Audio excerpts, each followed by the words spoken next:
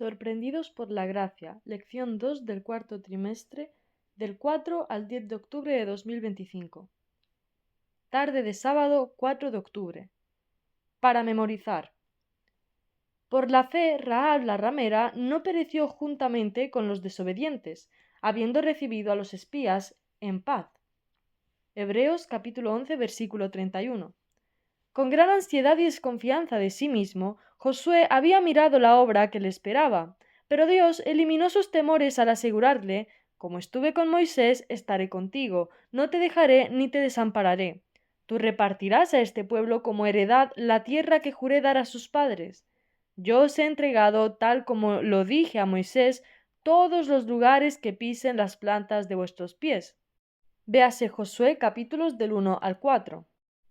Había de ser suya toda la tierra que se extendía hasta las alturas del Líbano en la lejanía, hasta las playas de la gran mar y hasta las orillas del Éufrates en el este. Patriarcas y Profetas, página 458, párrafo 3.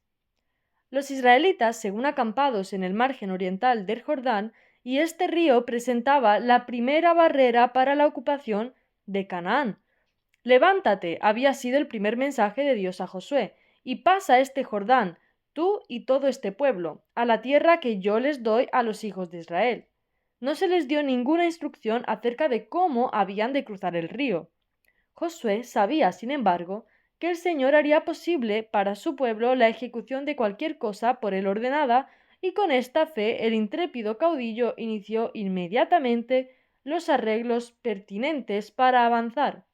Patriarcas y Profetas, página 458, párrafo 5. Domingo 5 de octubre. Segunda oportunidad.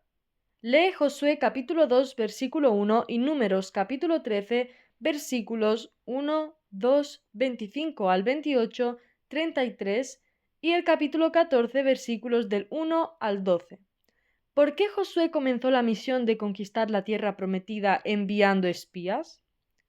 A pocas millas más allá del río, exactamente frente al sitio donde los israelitas estaban acampados, se hallaba la grande y muy fortificada ciudad de Jericó. Era prácticamente la llave de todo el país y representaba un obstáculo formidable para el éxito de Israel. Josué envió, por lo tanto, a 2 jóvenes como espías para que visitaran la ciudad y para que averiguaran algo acerca de su población, sus recursos y la solidez de sus fortificaciones.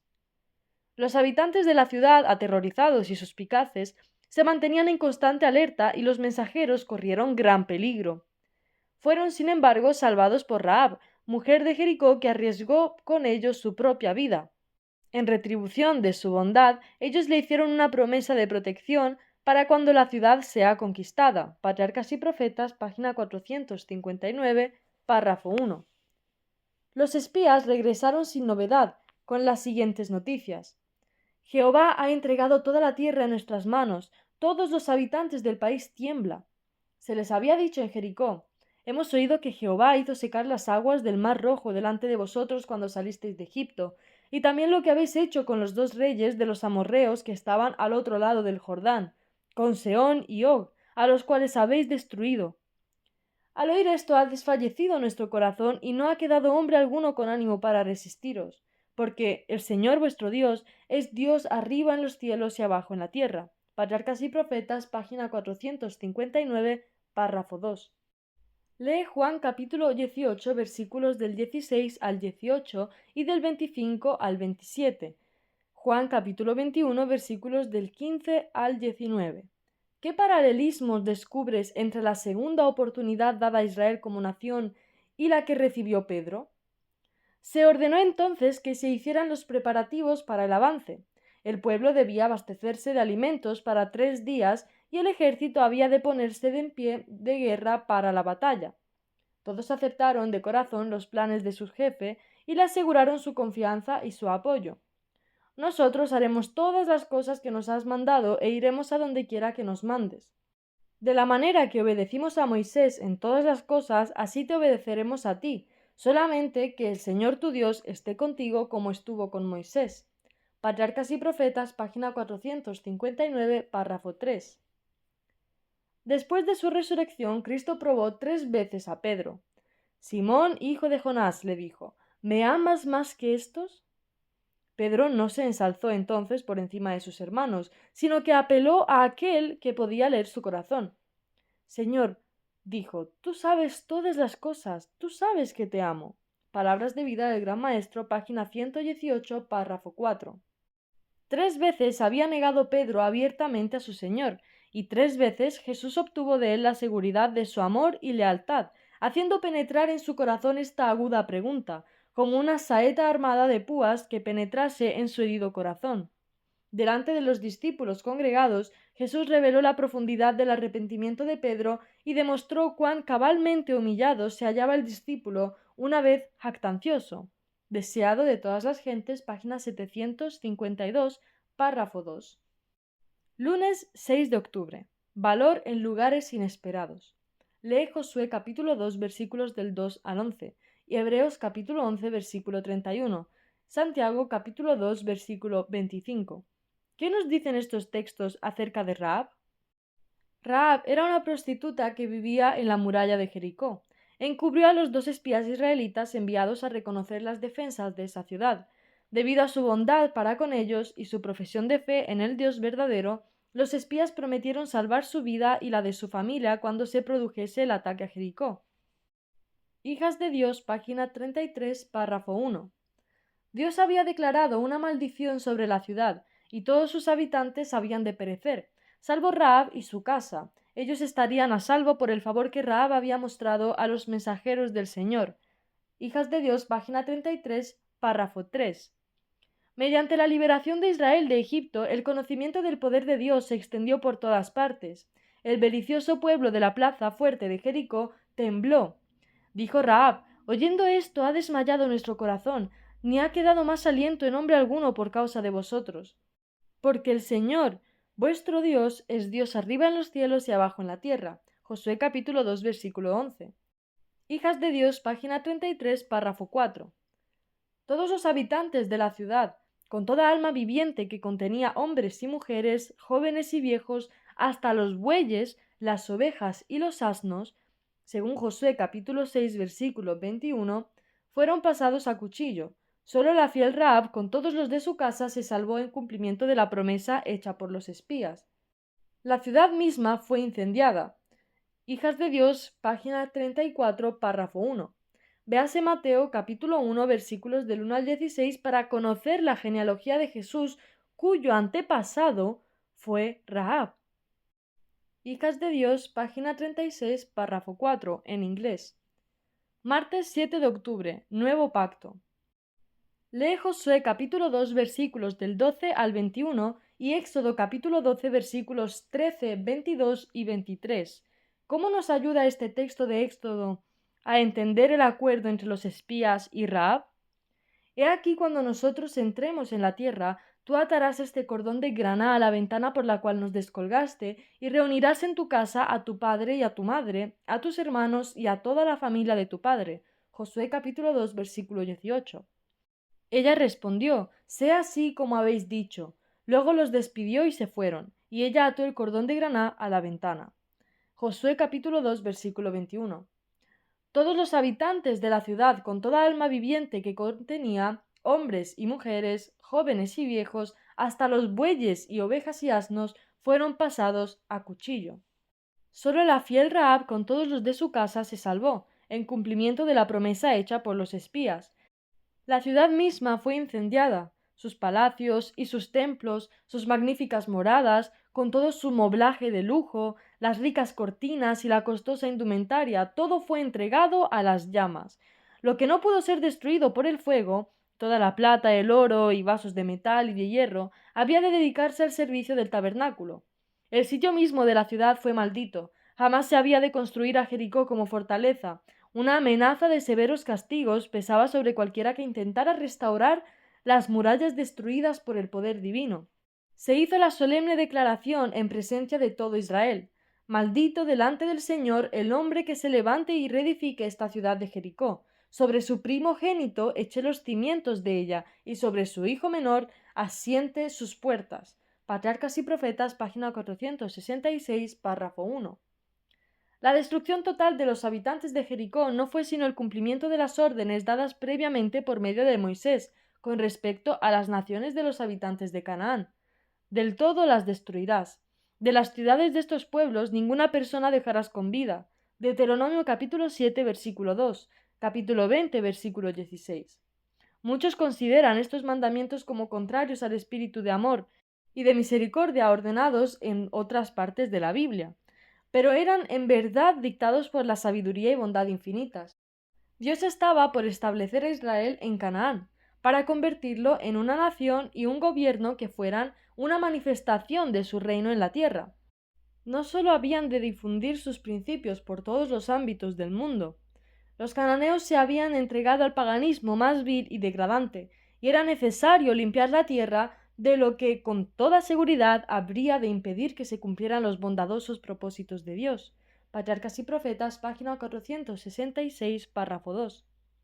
Cuando Dios estaba a punto de destruir a los primogénitos de Egipto, ordenó a los israelitas que reunieran a sus hijos de entre los egipcios y los recogieran en sus propias casas, y que salpicaran los dinteles de las puertas con sangre para que el ángel destructor la viese y pasase por alto sus hogares.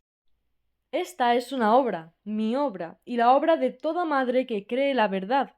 El ángel habrá de poner una marca sobre la frente de todos los que se hayan separado del pecado y de los pecadores, y el ángel destructor les seguirá para destruir completamente tanto a viejos como a jóvenes.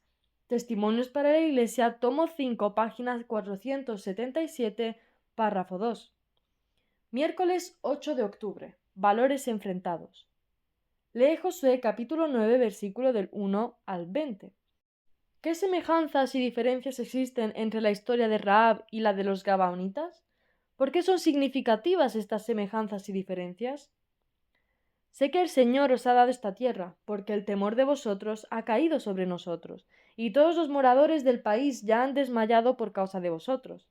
Porque hemos oído que el Señor hizo secar las aguas del Mar Rojo delante de vosotros cuando salisteis de Egipto, y lo que habéis hecho a los dos reyes de los amorreos que estaban al otro lado del Jordán, a Sehón y a Og, a los cuales habéis destruido. Oyendo esto, ha desmayado nuestro corazón, ni ha quedado más aliento en hombre alguno por causa de vosotros, porque el Señor vuestro Dios es Dios arriba en los cielos y abajo en la tierra. Os ruego pues ahora que me juréis por el Señor que como he hecho misericordia con vosotros, así la haréis vosotros con la casa de mi padre, de lo cual me daréis una señal segura, y que salvaréis la vida a mi padre y a mi madre, a mis hermanos y hermanas, y a todo lo que es suyo, y que libraréis nuestras vidas de la muerte. Josué capítulo 2 versículos del 9 al 13. De Siquem los israelitas volvieron a su campamento de Gilgal. Aquí los que visitó poco después una extraña embajada, que deseaba realizar un pacto con ellos. Los embajadores manifestaron que venían de tierras lejanas, cosa que parecía confirmar su apariencia. Llevaban ropas viejas y raídas, sus sandalias estaban recosidas, sus provisiones de boca estaban mohosas y sus odres rasgados y remendados, como si se los hubiera reparado apresuradamente durante el viaje. Patriarcas y Profetas, página 481, párrafo 1. En su lejana tierra situada, según ellos, más allá de los límites de Palestina, sus conciudadanos habían oído hablar de las maravillas que Dios realizó por su pueblo, y los habían mandado a hacer alianza con Israel. A los hebreos se les había advertido especialmente que no se aliaran en manera alguna con los idólatras de Canaán, y se despertó una duda en la mente de los jefes acerca de si los extraños decían la verdad o no. Quizás vosotros habitáis en medio de nosotros, dijeron. A esto los embajadores solo contestaron, nosotros somos tus siervos. Véase Josué capítulo 9 y capítulo 10. Pero cuando Josué les preguntó directamente, ¿quiénes sois vosotros y de dónde venís? Ellos repitieron la contestación anterior y agregaron en prueba de su sinceridad. Este nuestro pan lo tomamos caliente de nuestras casas para el camino, el día que salimos para venir a vuestro encuentro, y ahora ya está seco y mohoso. Estos odres de vino también los llenamos nuevos y ya están rotos. También estos nuestros vestidos y nuestros zapatos están ya viejos a causa de tanto caminar. Patriarcas y Profetas, página 481, párrafo 2. Estas explicaciones prevalecieron. Los hebreos no consultaron al Señor. Josué hizo la paz con ellos, también celebró con ellos una alianza concediéndoles la vida, y los príncipes de la congregación hicieron un juramento. Así se concertó la alianza. 3 días después se descubrió la verdad. Supieron que eran sus vecinos y que habitaban en medio de ellos. Sabiendo que les era imposible resistir a los hebreos, los gabaonitas habían recurrido a esta estratagema para conservar la vida. Patriarcas y Profetas, página 482, párrafo 1. Jueves 9 de octubre. Gracia sorprendente. Lee Josué capítulo 9 versículos del 21 al 27. ¿Cómo combinó la solución de Josué la justicia con la gracia? Fue grande la indignación de los israelitas cuando supieron que se les había engañado. Y esta indignación aumentó cuando después de 3 días de viaje llegaron a las ciudades de los gabaonitas cerca del centro del país. Toda la congregación empezó a murmurar contra los príncipes, pero estos rehusaron quebrantar la alianza que habían hecho a pesar de que fue lograda por fraude, porque habían jurado por el Señor Dios de Israel. Y los hijos de Israel no los mataron. Los gabaonitas se habían comprometido solemnemente a renunciar a la idolatría y a aceptar el culto del Señor. Y al perdonarles la vida, no se violaba el mandamiento de Dios que ordenaba la destrucción de los cananeos idólatras. De manera que por su juramento los hebreos no se habían comprometido a cometer pecado. Y aunque el juramento se había obtenido por engaño, no debía de ser violado. La obligación incurrida al empeñar uno su palabra, con tal que no sea para cometer un acto malo o ilícito, debe tenerse por sagrada. Ninguna consideración de ganancia material, venganza o interés personal puede afectar la inviolabilidad de un juramento o promesa. Los labios mentirosos son abominación al Señor. Subirá al monte del Señor y estará en lugar de su santidad. El que aún ha un jurado de su prejuicio suyo, no por eso cambia. Proverbios capítulo 12, versículo 22. Salmos capítulo 24, versículo 3 y capítulo 15, versículo 4. Patriarcas y Profetas, página 482, párrafo 2. A los gabaonitas se les permitió vivir, pero se los destinó a prestar servicios en el santuario, a desempeñar todos los trabajos inferiores. Aquel día Josué los destinó a ser leñadores y aguadores para la congregación y para el altar del Señor.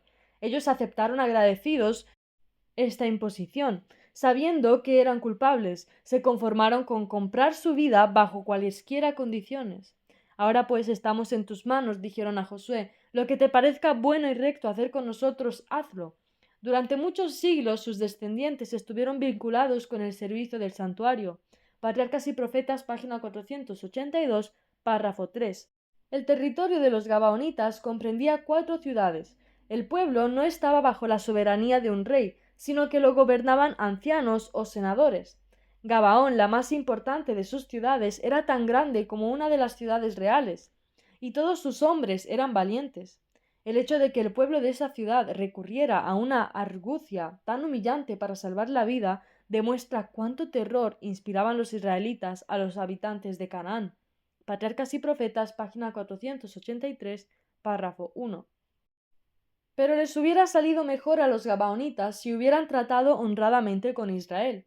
Aunque su sumisión al Señor les permitió conservar la vida, su engaño solo les reportó deshonra y servidumbre. Dios había estatuido que todos los que renunciaran al paganismo y se unieran con los israelitas debían de participar en las bendiciones del pacto. Quedaban incluidos en la expresión el extranjero que habite con vosotros. Y con pocas excepciones esta clase había de gozar iguales favores y privilegios que Israel. El mandamiento de Dios fue: como a uno de vosotros trataréis al extranjero que habite entre vosotros, y lo amarás como a ti mismo. Levítico capítulo 19, versículo 33 y 34. Con respecto a la Pascua y al ofrecimiento de sacrificios se había ordenado: un mismo estatuto tendréis en la congregación para vosotros y para el extranjero que esté con vosotros. Igual que vosotros, así será el extranjero delante del Señor. Números capítulo 15, versículo 15. Patriarcas y Profetas, página 483, párrafos 2 y 3. Estas eran las condiciones en las cuales los gabaonitas podrían haber sido recibidos, de no haber mediado el engaño al cual habían recurrido. Ser hechos leñadores y aguadores por todas las generaciones no era poca humillación para aquellos ciudadanos de una ciudad real, donde todos los hombres eran valientes, pero habían adoptado el manto de la pobreza con fines de engaño, y les quedó como insignia de servidumbre perpetua. A través de todas las generaciones esta servidumbre iba a atestiguar el aborrecimiento que Dios tiene a la mentira. Patriarcas y Profetas, página 483, párrafo 4.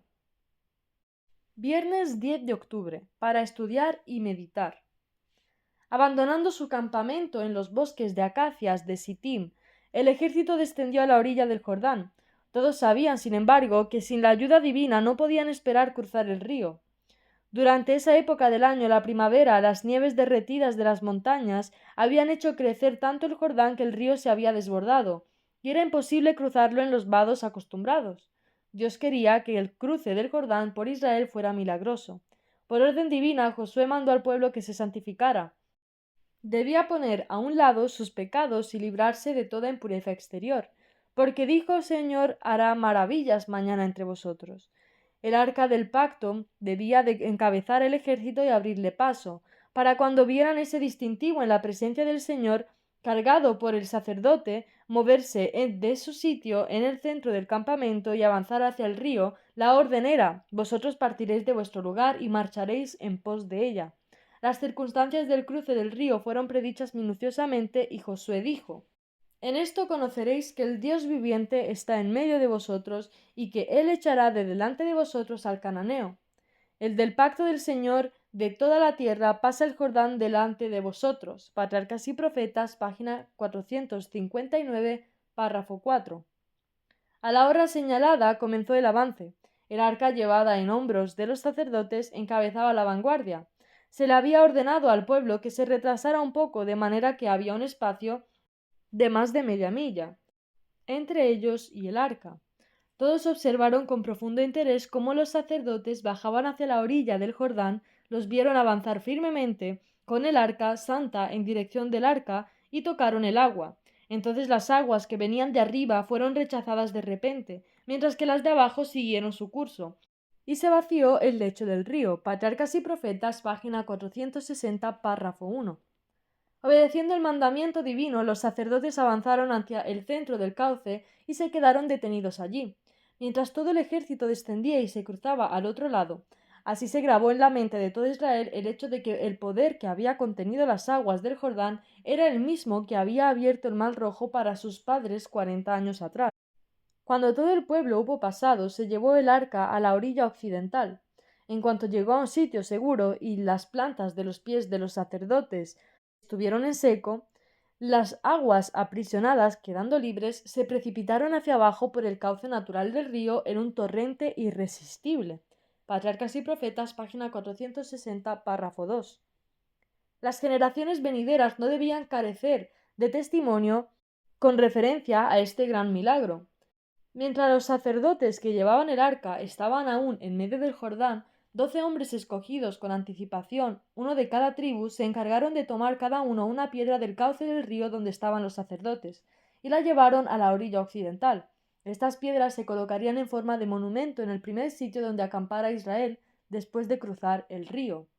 El pueblo recibió la orden de repetir a sus hijos y a los hijos de sus hijos la historia del libramiento que Dios había obrado en su favor, como dijo Josué, para que todos los pueblos de la tierra conozcan que la mano del Señor es poderosa y para que temáis al Señor vuestro Dios todos los días. Patriarcas y Profetas, página 460, párrafo 3.